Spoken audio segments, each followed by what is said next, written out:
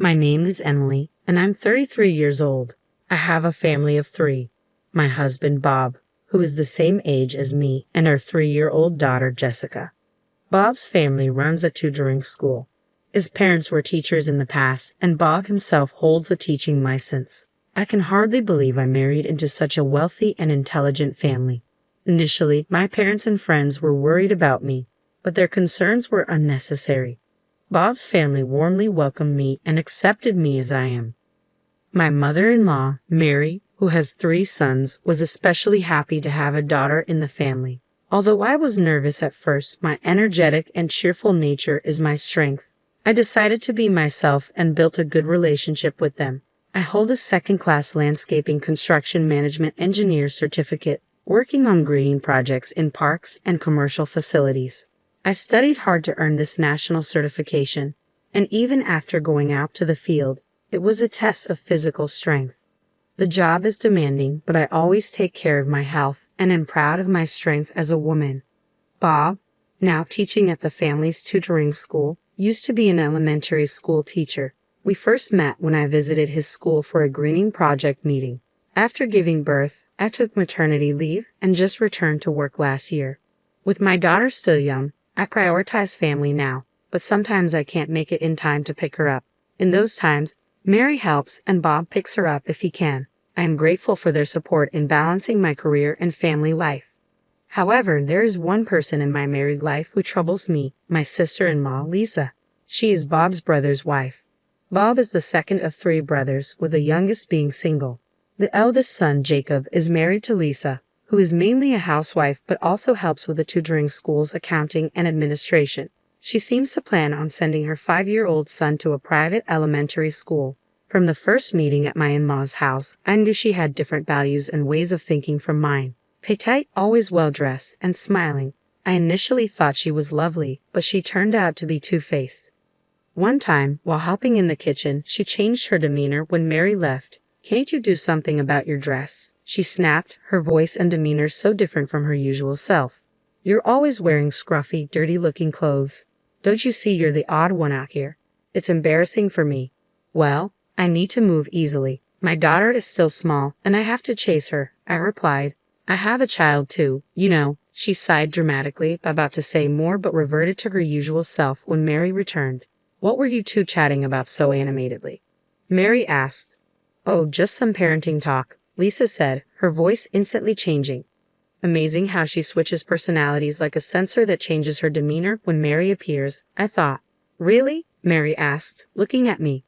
"Yes, just talking about our kids," I confirmed. Lisa nodded in satisfaction at my response. I'm not scared of slender Lisa or anything, but I didn't want to make a fuss over such petty remarks or worry Mary unnecessarily.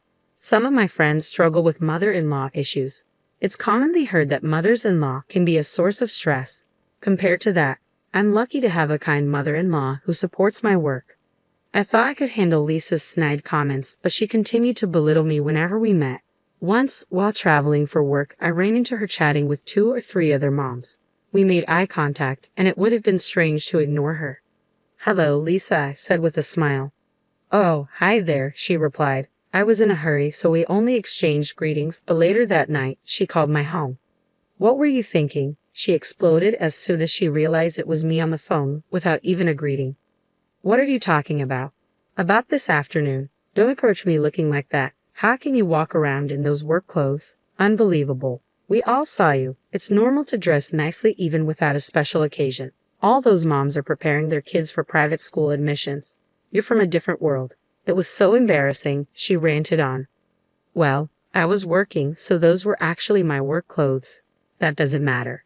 Just don't talk to me in public anymore. It's embarrassing." "But isn't that weird? We're family, after all." "That's what I've been saying. You were classless and not suitable for our family, and I never thought of you as a sister, even if we're related by marriage." She hung up abruptly, leaving me stunned. Did she really need to call just to say that? Her snide remarks continued at family gatherings, but what's worse was she only showed her true colors when we were alone. She dresses nicely, the sophisticated wife of a wealthy family. She must love that image of herself. I don't mind that, but I don't understand why she feels the need to attack me for not fitting her taste. Sure, she always wears nice clothes, bags, and accessories, but how does she have so many? Maybe Jacob just lets her buy whatever she wants. Her quiet husband probably doesn't know her true nature. That's just how she is.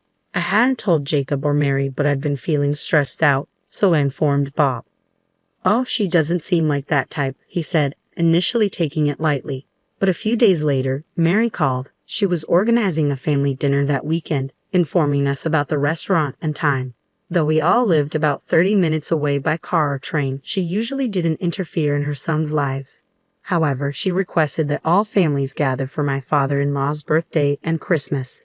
This time was for my father-in-law's birthday. We got a private room at his favorite high-end restaurant. It's our first time there as a whole family, but it's really delicious, so look forward to it. Yes, I'm looking forward to it, I said, excited. I dreaded meeting Lisa, but tried not to let it show. You sound a bit down. Is work keeping you busy? Mary asked. No, I'm fine, really, I replied quickly, trying to reassure her, though my voice might have betrayed some reluctance. Emily, if there's anything troubling you about our family, you can tell me, she said gently. No, there's nothing. Your help with our daughter when I work late is always appreciated. It's not about your family. Oh, not about my family, she responded, a bit puzzled. I didn't quite understand what she meant, but there was no time to ponder it further as the weekend of the dinner arrived. I resolved to celebrate my father-in-law's birthday with genuine gratitude, and not let sarcastic Lisa ruin the occasion. I arrived early, relieved to find that neither my in-laws nor Jacob's family were there yet. It felt rude to have kept my father-in-law waiting, and arriving early meant less time with Lisa. Soon after, Jacob's family arrived. Hello, long time no see, Emily, Jacob greeted me. Hello, Jacob. It's been a while, I replied, exchanging polite greetings. As Bob and Jacob started chatting, Lisa approached me, looking me over from head to toe before letting out a sigh. What's with that outfit? You should dress better for a high-end restaurant like this. How many times do I have to tell you? She whispered, her usual insults cutting through the air. Why did she have to say that on such a happy occasion? I forced a smile and responded, I chose a dress today, considering the occasion. Is it odd? It's not a high-end brand, but I can't believe you chose to wear such cheap things. With your square shoulders, the dress doesn't suit you. And you're only wearing your wedding ring. Bare nails and rough hands too, she continued. My work doesn't allow for manicures. Aren't your long nails inconvenient for housework? I countered, keeping my voice steady. Handling plants and soil often ruins my hands. Not being able to wear nail polish is trivial to me. My muscular physique was a result of my hard work in landscaping, something I was proud of. I was proud of my work, but her mockery made me retort, What are you saying? I don't do housework. Her voice grew louder, angered by my response. I can't stand you. Despite my kindness and advice, you never listen to me. You even defy me. I can't be associated with someone as crude as you. She was losing sight of her surroundings in her anger. Today is a celebration for our father-in-law. Please don't concern yourself with me, I said, trying to stay calm. You're the one ruining it. You're the one who doesn't fit in this family. I've been saying this. I can't dine with someone so shabby. You go home. What? Why should I go home? This is Mary's event, and you're the one causing a scene, I replied, staying firm. I'll address your concerns about me later. I have things to say too, but not now. Why are you talking back to me? Leave? Didn't you hear? Better yet, get out of this family altogether, Lisa demanded, her voice rising. Just as Bob approached in response to her raised voice, it happened. The one who should leave is you, came a calm yet authoritative voice. The door of the private room smoothly opened, and Mary quietly entered. Though she was a lady, her entrance was reminiscent of a samurai ready to deliver judgment. Who would be the one to be cut down with her sword of words? Of course, it wasn't me. Next, my father-in-law and Daniel, the youngest son, entered, and then Mary closed the door. Oh, Mary, Paul. Lisa, who had been heated up, seemed to remember where she was and what kind of gathering this was. She opened and closed her mouth, unable to continue her words smoothly. What did you say just now?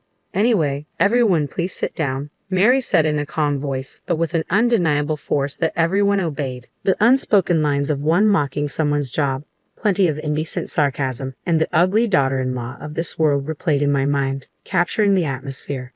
It seems we have to talk before the birthday party. Honey, sorry about this, Mary said to my father-in-law, who nodded in agreement. Then Mary turned to face Lisa.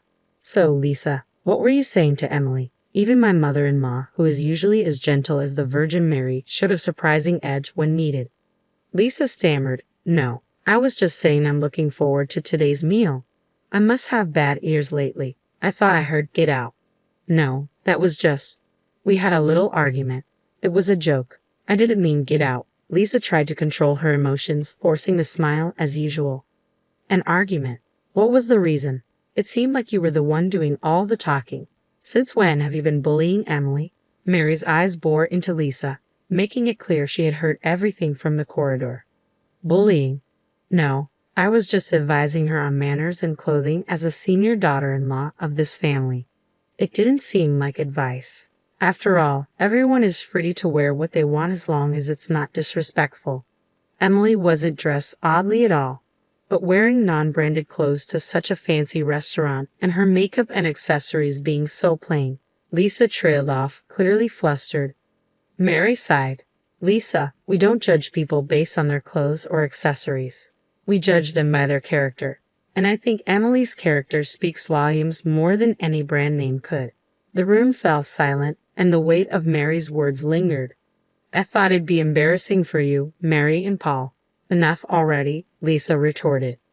"Oh," Mary scolded, and I involuntarily shrank my shoulders along with Lisa. The husbands and father-in-law, knowing how scary she can be when she's angry, didn't seem surprised. They were busy taking care of the children, showing them picture books and talking to them. "The one who should be embarrassed is you, Lisa," Mary continued. "What?" Lisa looked taken aback. "I noticed something was off when you two were together here. At first, I thought you were talking amicably. We were just talking normally, weren't we?" Lisa glanced at me with different eyes, but I didn't meet her gaze. "Let me tell you, Emily never tattled to me. You could have changed your attitude, but instead, you escalated things," Mary said, her voice firm. Lisa was becoming flustered, but Mary pressed on. "Also, you always wear beautiful clothes and have many bags." Yes, I always make sure I'm presentable wherever I go," Lisa stammered. "Where does the money for all that come from?" Mary asked, catching Lisa off guard. Lisa froze. "Well, of course she began, but Mary interrupted. "You help out with the accounting and administration of the tutoring school, and of course, you get paid for that. Even if my son said you could use that money freely, it doesn't seem enough for all those brand clothes and bags." "Well, that's because," Lisa tried to explain. "Are you using the household money as you please for your own desires?" Mary questioned, her tone sharp. No, that's not," Lisa protested. "It's true then. That makes sense," Mary concluded, crossing her arms. "I was also curious about where the money was coming from. I had thought Jacob was just generous, but maybe he just left the household finances entirely to you. Still, he should have checked a bit more, don't you think? Maybe he trusted you because of your performance as a good wife. But that makes me feel sorry for Jacob." Lisa looked down, unable to respond. "Spending money like water and talking about private school exams. You've been saving properly for your son's education, haven't you? You're not expecting us to pay for it, are you?" "Of course not, but he is one of your adorable grandchildren, after all," Lisa muttered. "True, and we do love our grandchildren. We'd like to help with educational funds," Mary acknowledged, her voice softening slightly. "When necessary, that's right, isn't it?" "You get that if you leave our house," Mary stated firmly. "What? No, Mary, there's no need for that. I apologize for telling Emily to leave." Lisa's tone was suddenly contrite. "Emily," she continued, using my name for the first time, "you'll forgive her, right? We're sisters after all." "Sisters," I replied, keeping my voice steady. "Only as long as you're my brother's wife." "Shall I repeat what you said?" Mary signaled with her eyes for me to continue, so I did. "You said you didn't want to become family, even in-laws, and that you never considered me a sister."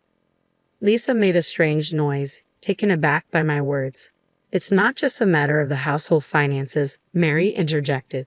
"You've been dipping into the school's funds, haven't you?" Lisa was speechless, her eyes wide with shock. "Is that true?" I was truly surprised by Mary's revelation. I had suspected Lisa was using household money freely, but I never imagined she was also meddling with the finances of the tutoring school run by my in-laws. "It seems you were clever enough not to get caught, so it took a while to figure it out," Mary continued. "Charlie, who has been doing our accounting for years, you deceived him too, didn't you?" Lisa turned pale. "The gifts for the teaching material suppliers and the thank you gifts for the teachers who conduct seminars. We trusted you with such shopping, but the amounts on the receipts gradually increased, as did the frequency. You said things like, 'I was told to give it as a birthday present,' or 'I was asked by Bob or Mary.' That's not true," Lisa exclaimed, her voice faltering. "What are you talking about? Giving department store items other than confectionery as gifts, something we never did before. But we trusted you because you were our daughter-in-law. The lunch expenses for taking part-time teachers out, you were actually using them for lunches and tea with your mom friends." Mary's tone was cold and unyielding. The questionable receipts gradually increased, and finally, Charlie came to consult us. Even before that, my son had noticed and started investigating. "You betrayed everyone's trust for you. Dressing up seems to be the most important thing to you." "No, it wasn't me," Lisa said, her voice faint. She looked at Jacob for support, but he only gave her a cold stare. "If what's been said is true, that's only natural. Emily is the opposite of you. Sure, she's a bit indifferent to fashion, but she puts her family and work first, putting herself second. You mocked her job without really understanding it, but being a landscape construction manager is an impressive qualification. She must have studied hard to earn it." As I listened, I felt a sense of relief seeing Lisa get a taste of her own medicine. Mary's sudden praise for my efforts caught me off guard and made me emotional. She's a person with determination, so I thought if she wants to continue her job, we should respect that. Have you ever seen her work? Unbothered by dirt or mud on her clothes and hands, working with such vigor, would you mock such a person? Hearing her words brought tears to my eyes. Lisa, with no more excuses or pretense, simply hung her head low. "Our tutoring school may not be as big as the national chains, but we've gained trust by caring for our teachers and students. It's about the people, the heart. The one who doesn't fit here is you. You are the one who should leave," Mary declared firmly, exuding such cool composure that I almost wanted to applaud her. After that, Lisa, who had played the role of an elegant, ideal wife, was ousted from the wealthy household. Jacob set up a meeting to discuss their situation, but even then, Lisa refused to admit her faults and lashed out in anger. This led Jacob to decide on a divorce. With the discovery of her embezzlement, she couldn't claim any alimony and was left with nothing. Jacob retained custody of their son, and with the support of my in-laws, they planned to continue their lives as usual. Lisa, always putting herself first, had often been harsh to her son whenever things didn't go her way. However, reassured by his father and grandparents, the boy seemed to understand everything. The private school exams had been solely Lisa's strong desire, and now, free from the pressure, he enjoyed playing with our daughter. Of course, Bob and I intended to help in any way we could. One relaxed weekend at my in-laws, Mary approached me and said, "I'm really sorry for making you feel bad all this time. We should have noticed earlier." "Not at all. I didn't mind it initially," I replied. "From now on, don't hesitate to speak up if you're in trouble, okay?" Mary added with genuine concern. As I recalled Mary's words about the importance of people and the heart, I couldn't help but look at her with admiration. Noticing my gaze, she asked, "What is it?" "Nothing. I was just thinking how cool you are, Mary," I said with a smile. "Oh, come on. The cool one is you, able to create gardens while wearing overalls.